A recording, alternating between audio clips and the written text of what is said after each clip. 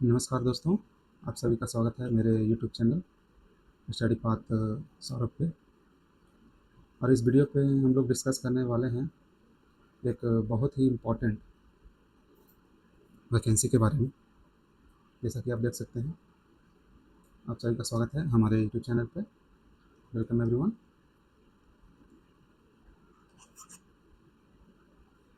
तो इस वीडियो में हम लोग डिस्कस करने वाले हैं बिहार की बहुत ही इम्पोर्टेंट वैकेंसी जो अभी बहुत चर्चे में चल रही है, बिहार लाइब्रेरियन के बारे में।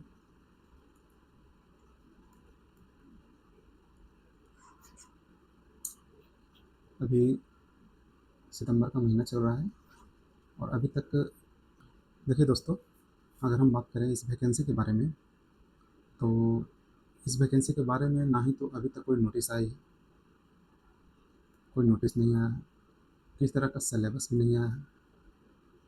हमें ये भी नहीं पता है कि एग्ज़ाम का डेट कब तक होगा। इस वैकेंसी के बारे में अभी तक कुछ भी डिस्कशन गवर्नमेंट की तरफ से नहीं दी गई है। तो ऐसे कंडीशन में हम लोग सिर्फ अनुमान लगा सकते हैं कि सिलेबस क्या हो सकता है, एग्ज़ाम की डेट क्या हो सकती है और कब तक वैकेंसी आने की संभावना है। इस पर सिर्फ हम लोग सिर्फ अनुमान लगा सकते हैं। तो उसी अनुमान के तहत हम लोग काम करेंगे। उसमें सबसे पहले हम लोग जो बिहार वैकेंसी है, बिहार लाइब्रेरियन वैकेंसी है, तो इस वैकेंसी के बारे में अगर हम लोग बात करें तो इस वैकेंसी के बारे में दो तीन चीज़ें सामने आती है। जैसे कि हम लोग हर चीज़ की संभावनाओं पे बात करेंगे, पॉसिबिलिटीज़ पे बात करेंगे कि क्या क्या पॉसिबिलिटीज़ हो सकती है।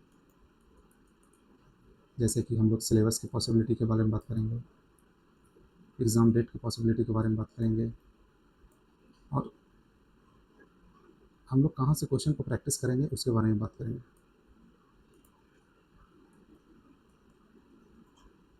तो हम लोग सबसे पहले बात करते हैं इसकी सिलेबस के बारे में। देखिए दोस्तों, सरकार की तरफ से कोई भी नोटिफिकेशन या किसी भी तरह का हिंट नहीं दिया गया है कि क्या सिलेबस हो सकती है। लेकिन हमारे पड़ोसी राज्यों में इस एग्ज़ाम को लेकर जो सिलेबस है, हम उसके मद्देनज़र रखते हुए काम करेंगे। क्योंकि ज़्यादातर अपने इंडिया के ज़्यादातर स्टेट में लगभग मोटा-मोटी एक ही सिलेबस है, 19-20 का फ़र्क है। तो हम ये अनुमान लगाते हैं कि बिहार सरकार की तरफ से जो नोटिस दी जाएगी, उसमें भी सिलेबस लगभग सेम ही होगा, 10 से 20% का डिफरेंस होगा। मतलब जो सिलेबस अपना राजस्थान में है, जो सिलेबस अपना केवीएस का है, जो सिलेबस अपना एनवीएस का है, जो सिलेबस यूपी का है, तो इन्हीं सब स्टेट और सेंटर के जो सिलेबस हैं, उसी से रिलेटेड अपना बिहार का भी सिलेबस होगा। आप इतना जान लीजिए। तो आप बोलेंगे कि चलिए ठीक है, मान लीजिए कि स्टेट जो अपना नेबर स्टेट है उसी से रिलेटेड अपना भी सिलेबस होगा। तो सिलेबस है क्या? हम कहाँ से पढ़ेंगे? बुक क्या होना चाहिए? हम प्रैक्टिस कहाँ से करेंगे? तो आपको चिंता करने की ज़रूरत नहीं है। इसके थ्योरी और प्रैक्टिस दोनों के बारे में मैं भी डिस्कस करने वाला हूँ। तो सबसे पहले हम लोग आते हैं बुक पे। तो देखिए, बिहार लाइब्रेरी के नाम पे तो ऐसे बहुत से बुक मार्केट में आ चुका है, लेकिन सभी बुक पढ़ने लायक नहीं है। सभी में किसी में डेप्थ है तो विड्थ नहीं है, विड्थ है तो डेप्थ नहीं है। तो सभी बुक्स को देखते हुए जो मेरे हिसाब से जो बुक बेस्ट होना चाहिए लाइब्रेरी प्रिपरेशन के लिए, बिहार लाइब्रेरी प्रिपरेशन के लिए, वो है डॉक्टर अमित किशोर जी का। डॉक्टर अमित किशोर जी का एक केवी पब्लिकेशन का एक बुक आती है। इनके बहुत से बुक हैं। इनके कुछ बुक हैं थ्योरी के भी बुक हैं, कुछ प्रैक्टिस के भी बुक हैं। ये जो बुक आपके सामने दिख रही है, a conceptual approach to library information set, ये प्योरली थ्योरी का बुक है। आप अगर थ्योरी पढ़ना चाहें तो आप यहाँ से पढ़ सकते हैं। तो आप बोलेगा कि ठीक है, थ्योरी का ये बुक है तो प्रैक्टिस कहाँ से किया जाए? प्रैक्टिस के लिए एक केवी पब्लिकेशन का ही एक बुक आता है, डॉक्टर अमित किशोर जी का, और ये बेस्ट बुक है। ये दो बुक आता है, खंड ए और खंड बी में। ये बेस्ट बुक है प्रैक्टिस के लिए। खंड ए में आपको 7,500 से ज़्यादा क्वेश्चन है प्रैक्टिस के लिए, उसमें आपको टॉपिक वाइज क्वेश्चन भी दिया हुआ है, और खंड बी में आपको मॉडल सेट दिया हुआ है। तो ये दो बुक जो हैं सो प्रैक्टिस के लिए बेस्ट बुक है। अगर आपको प्रैक्टिस करना है तो आप ये दो बुक के साथ जा सकते हैं। तो हम लोगों ने 2 चीज़ बात कर ली, एक बुक के बारे में, एक सिलेबस के बारे में। बात आती है कि सर सिलेबस क्या है? हमें पढ़ना क्या-क्या है? तो देखिए, सिलेबस के बारे में अभी हम लोग, तो सिलेबस इसका बहुत सी यूनिट में बँटा हुआ है। यूनिट 1 से लेके 6 तक हम सारे सिलेबस पूरे यूनिट के बारे में हम लोग अभी यहाँ डिस्कशन करेंगे कि कौन-कौन सी यूनिट में क्या-क्या है, कौन सा यूनिट थ्योरेटिकल यूनिट है, कौन सा यूनिट कॉन्सेप्चुअल यूनिट है, कौन सा यूनिट फैक्चुअल है सिर्फ, किस यूनिट में कैसे पढ़ाई करना है। तो इसी के साथ हम लोग आते हैं, इन्हीं का बुक है डॉक्टर अमित किशोर जी का, उन्हीं के बुक में हम लोग सिलेबस के बारे में बात करते हैं। तो देखिए आप लोग यहाँ देख सकते हैं, इसका यूनिट 1 है। यूनिट 1 में हम लोग लाइब्रेरी इंफॉर्मेशन साइंस के फाउंडेशन के बारे में बात करते हैं, हिस्ट्री के बारे में। इसमें हम लोग इसके कॉन्सेप्ट, हिस्ट्री और फाउंडेशन के बारे में बात करते हैं। इन्हीं का दूसरा यूनिट है जिसमें हम लोग मैनेजमेंट के बारे में बात करते हैं, लाइब्रेरी मैनेजमेंट है। एक तीसरा यूनिट है, उसमें हम लोग लाइब्रेरी क्लासिफिकेशन और नॉलेज ऑर्गेनाइजेशन के बारे में बात करते हैं। ये जितने भी यूनिट्स है इसको हम और इलाबोरेट करेंगे, आप बस मैं अभी मोटा मोटी इस ऊपर से आपको बता दे रहा हूँ, उसके बाद हम लोग सबको एक्सप्लोर करेंगे। यूनिट 4 आपका है कैटलॉगिंग। यूनिट 5 है आपका information sources and services. Unit 6 है आपका जिसमें आप लोग आईसीटी प्लस कंप्यूटर दोनों को अपनाएंगे, ये दोनों है इसमें। ये जो 3 यूनिट है, ऑटोमेशन, नेटवर्क्स और इंफॉर्मेशन आईसीटी, ये तीनों यूनिट मिलाकर मैं एक ही यूनिट बोलता हूँ और पढ़ना भी एक ही साथ चाहिए। इसमें है आपको कंप्यूटर के बारे में पढ़ना, ये तीनों यूनिट को मिलाकर एक ही में पढ़ना है। इसको कंप्यूटर के बारे में पढ़ना है कि लाइब्रेरी साइंस, जो लाइब्रेरी में हम लोग ऑपरेट करेंगे उसमें आज के डेट में डिजिटलाइजेशन हो चुका है, तो उसमें कंप्यूटर का यूज़ कैसे होगा, सॉफ्टवेयर्स का यूज़ कैसे करेंगे उस लाइब्रेरी को मैनेज करने के लिए। तो बेसिकली इन तीनों यूनिट में इसी चीज़ के बारे में हम लोग बात करते हैं। अब हम लोग आते हैं, आगे बढ़ते हैं और देखते हैं कि हर यूनिट के बारे में हम लोग विस्तार से देखते हैं। तो देखिए, एक यूनिट है आपका लाइब्रेरी का फाउंडेशन कॉन्सेप्ट के बारे में। ये यूनिट में हम लोग क्या क्या पढ़ते हैं, हम लोग ये देखेंगे। इस यूनिट में हम लोग देखिए इसका हिस्टोरिकल डेवलपमेंट पढ़ते हैं कि लाइब्रेरी साइंस का जो हिस्टोरिकल डेवलपमेंट कैसे कैसे हुआ, कौन कौन से कमेटी कब कब गठित हुई, कौन कौन से कमीशन आए, कौन कौन से एक्ट्स आए हैं। उसके बाद हम लोग लाइब्रेरी टाइप्स ऑफ लाइब्रेरी के बारे में पढ़ेंगे। फिर लाइब्रेरी लेजिस्लेशन एंड एक्ट्स के बारे में पढ़ेंगे इसमें कि कौन कौन से स्टेट में या इंडिया में कब कब कौन कौन से एक्ट आए जो कि लाइब्रेरी को प्रोत्साहन दिया। फिर हम लोग 5 लॉज ऑफ लाइब्रेरी साइंस के बारे में बात करें जो कि एक बेसिक है। इसमें सबसे इंपॉर्टेंट है आपका डॉक्टर एस आर रंगनाथन का ये लॉ है जो कि पढ़ना बहुत इंपॉर्टेंट है। उसके बाद हम लोग लाइब्रेरी एसोसिएशन के बारे में बात करेंगे। इसमें क्या है, देखिए लाइब्रेरी को सुचारू रूप से ढंग से चलाने के लिए बहुत से संगठन हैं, स्टेट लेवल पे है, इंडिया लेवल पे है और इंटरनेशनल लेवल पे भी। तो ये संगठन, ये जितने संगठन हैं, जितने भी एसोसिएशन हैं, ये इनका क्या स्टैंडर्ड्स है और कैसे ये बताते हैं कि लाइब्रेरी कैसे चलना चाहिए, ये लाइब्रेरी को प्रमोट कैसे करते हैं। तो बहुत से संगठन उसके बारे में हम लोग पढ़ेंगे। ILA है, एजलिक है, आपका इफला है, ALA है, SLA है, यूनेस्को कैसे हेल्प करता है लाइब्रेरी में, UCG है। इन सभी के बारे में हम लोग बात करेंगे। और एक थोड़ा छोटा सा टॉपिक है यूजर स्टडी, जिसके बारे में हम लोग डिस्कस करेंगे कि लाइब्रेरी में जो यूज़र है उसको कैसे गाइड किया जाता है। तो आप लोग देख लीजिए यूनिट 1 में क्या क्या है। उसके बाद हम लोग यूनिट 2 में चलते हैं, मतलब यूनिट 2 नहीं, सेकंड यूनिट पर चलते हैं, क्योंकि इसमें क्या है यूनिट ऊपर नीचे भी हो चुका है। तो हम लोग अगले यूनिट में चलते हैं। देखिए अगला यूनिट है लाइब्रेरी क्लासिफिकेशन। लाइब्रेरी क्लासिफिकेशन क्या है और कितना इंपॉर्टेंट है, ये तो जब हम पढ़ेंगे तब हमको पता चलेगी। लेकिन अभी सिर्फ इसके सिलेबस के बारे में डिस्कस करते हैं कि लाइब्रेरी क्लासिफिकेशन में क्या क्या पढ़ें। तो इसमें सबसे पहले हम लोग टाइप्स ऑफ सब्जेक्ट पढ़ेंगे और उसका नॉलेज जो भी अपने यूनिवर्स ऑफ नॉलेज है, अपने यूनिवर्स में जितने भी नॉलेज है उसको कैसे क्लासीफाई किया गया है। जैसे कि फिजिक्स है, केमिस्ट्री है, मैथ है, इंग्लिश है, हिंदी है, सब सब्जेक्ट को अलग अलग क्लासीफाई किया गया। तो इसी को क्लासिफिकेशन कहते हैं। जो यूनिवर्स में जो ब्रह्मांड जो है हमारा, उसमें जितने भी नॉलेज है उनको हम लोग क्लासीफाई करते हैं अलग अलग चीज़ों में। अब ऐसा तो नहीं है कि हम लोग फिजिक्स को इंग्लिश के साथ घुसा देंगे, हिस्ट्री को हम लोग साइंस के साथ घुसा देंगे, ऐसा नहीं हम लोग कर सकते। हम लोग सब चीज़ को क्लासीफाई करके पढ़ते हैं। तो ये इस यूनिट में हम लोग को यही पढ़ना है, क्लासिफिकेशन ऑफ नॉलेज, या फिर इसका ये क्लासिफिकेशन ऑफ सब्जेक्ट, दोनों एक ही चीज़ है। नॉलेज मतलब सब्जेक्ट। तो इसमें हम लोग टाइप ऑफ सब्जेक्ट पढ़ेंगे, क्लासिफिकेशन कैसे उसका किया गया, मैपिंग उसका कैसे किया गया, उसको कैसे अलग अलग किया गया।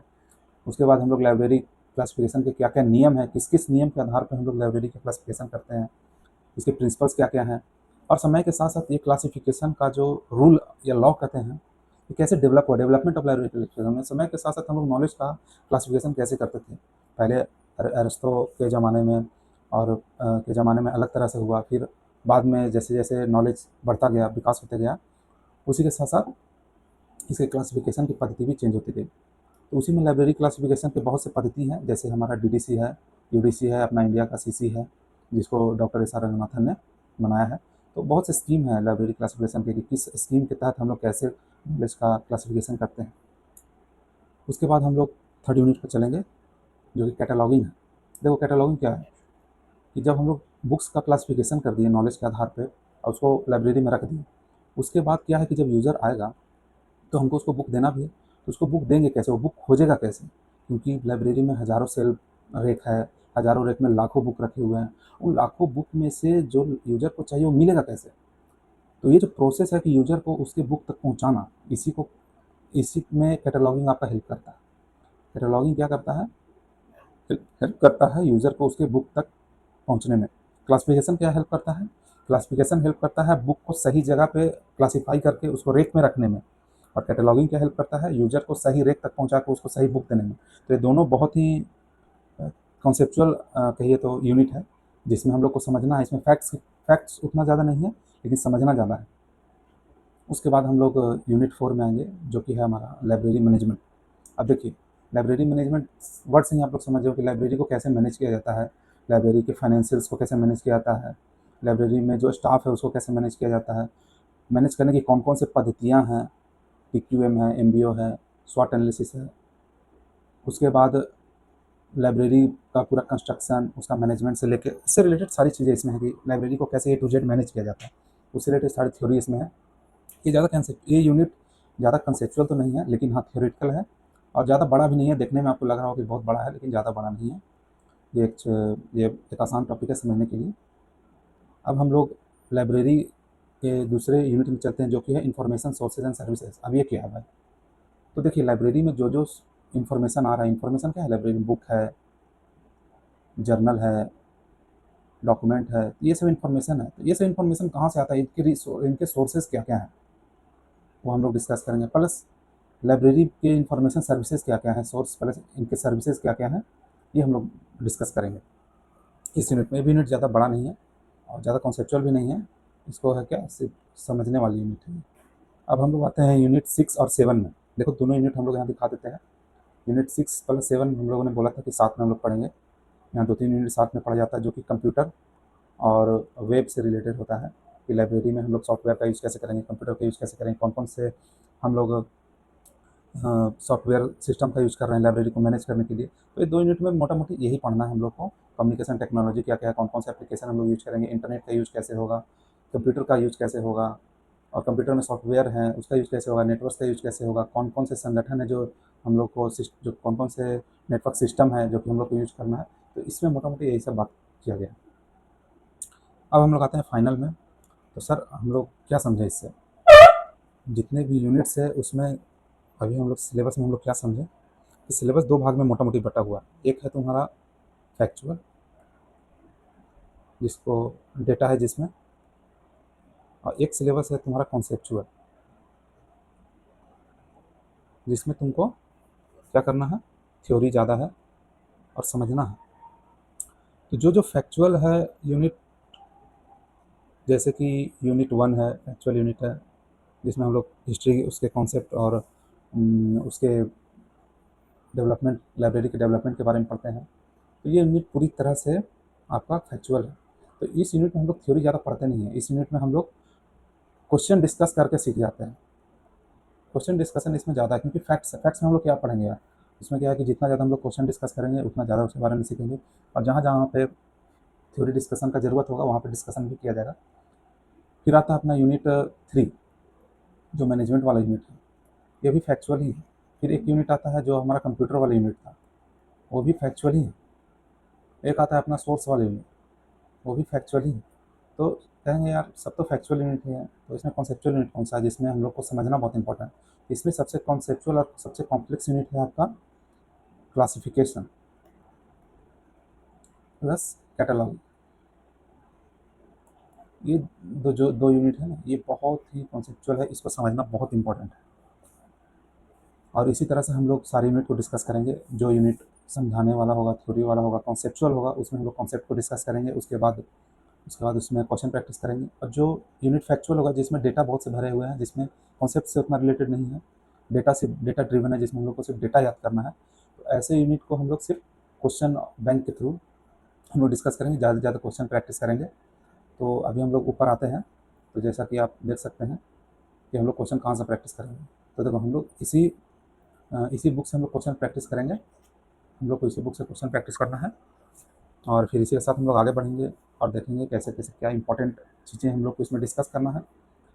और लाइब्रेरी वैकेंसी अभी तो आई नहीं है, तो मैं ये अनुमान लगाता हूँ कि जब तक इसका एग्ज़ाम आएगा तब तक हम लोग लगभग सभी चीज़ें डिस्कस कर चुके होंगे, क्योंकि अभी नवंबर में आपका इलेक्शन है, तो अभी 2 महीने तो एग्ज़ाम का कोई चांस नहीं है। एग्ज़ाम का जो भी चांस है 3 या 4 महीने के बाद ही है। तो ऐसे में हम लोग अभी इसको बहुत आराम से पढ़ सकते हैं। कोई भी सुगबुगाहट अभी नहीं है कि कब आएगी एग्ज़ाम, क्या होगा नहीं होगा। तो अभी हड़बड़ाना नहीं है, आराम से पढ़ना है, आराम से पढ़ेंगे। तो बहुत बहुत धन्यवाद आप सभी का मेरे साथ जुड़ने के लिए। चैनल को सब्सक्राइब कीजिए, और मोटिवेशन मिलता है मुझे इन चीज़ों से। सो धन्यवाद। नेक्स्ट लेक्चर में हम लोग मिलते हैं।